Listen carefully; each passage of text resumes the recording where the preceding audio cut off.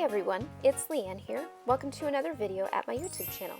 Today I'm going to show you how I made the +1 baby shower card for my sister using the +1 stamp set from Lawn Fawn.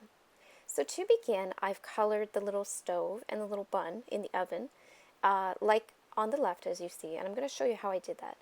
Now I spent a lot of time really focusing on this stamp set and trying to decide how I wanted to color this stove, because I wanted the stove to stand out, but I didn't want it to detract from the bun in the oven, because that's of course the focal point.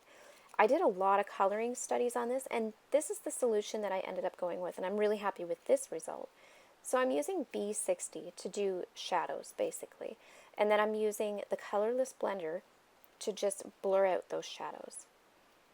And I found that that worked really well, because any other color I put on, I found that it took away from the bun in the oven, which I'm going to make blue, obviously, as you've seen, because my sister is expecting a boy.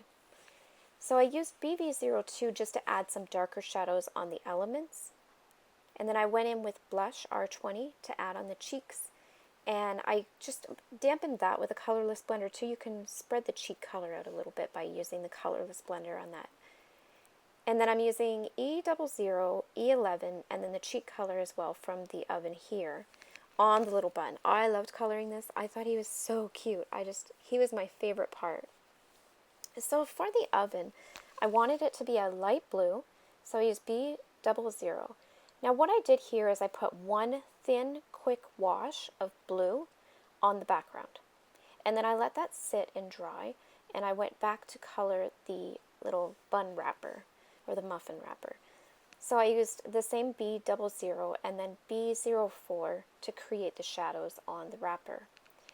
Now the way I did the background for the oven is I wanted that to just be one clean wash, and then instead of using a darker shade, I used the same shade to create the shadows. Now I find with Copics, when you lay down the first layer, if you do one quick thin wash, then your second layer will be darker, and it might be the paper I'm using too, but it soaks in that ink a little bit more, so I was able to use that to my advantage and create shadows. Now I'd created a watercolor background previously, but I found it was too dark, so I decided to go in and create a new one.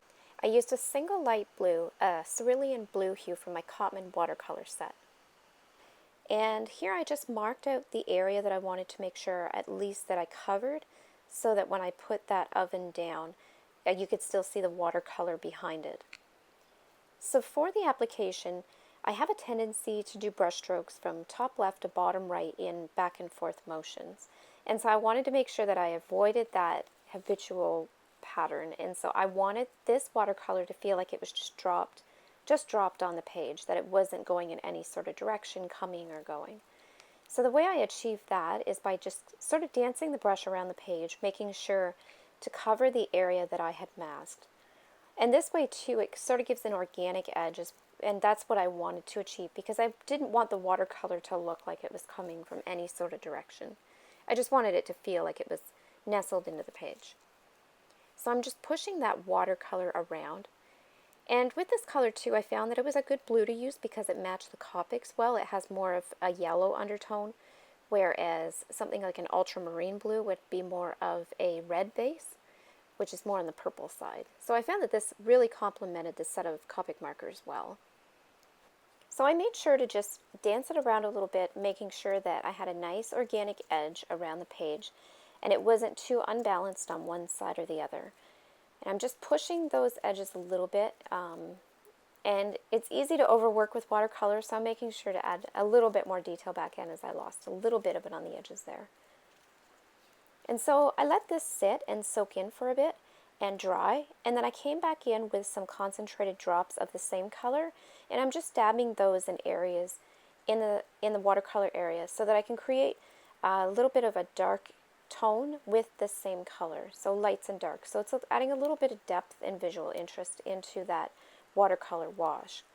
Now I had to wait till the watercolor dried, because if I had to put this on right when I was working on the first application, it would have just turned into a big blob and everything would have mixed together and been the same tone. So you can see how that has the sort of lights and darks in that watercolor application. So I made sure everything looked good and it was all sized correctly. So I took my cardstock and I added some roller tape to it, And I'm just doing a background application here of a blue paper. So this is going to stick out around the edges when I put my watercolor on top of it. Now for my watercolor, I've used 2A tape. I had foam tape from the dollar store. Sorry, it's foam tape. I had foam tape from the dollar store and I ran out, and then I started using 3M, which I had bought to replace my old tape. And it was a night and day difference.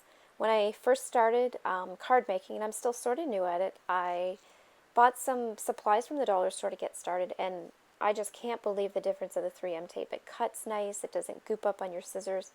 So I was actually pretty happy that was done.